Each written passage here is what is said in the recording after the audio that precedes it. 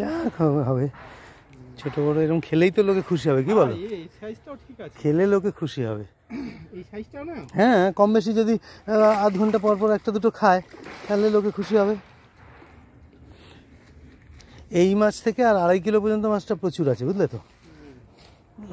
মানে টোটাল কাতলার দেখা যাবে অলমোস্ট 60%ই এই 2.5 কিলো পর্যন্ত মাছটা আছে।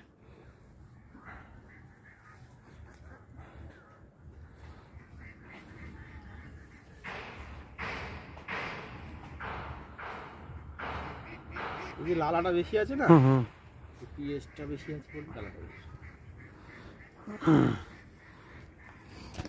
ছেড়ে দেবে, ঠিক আছে।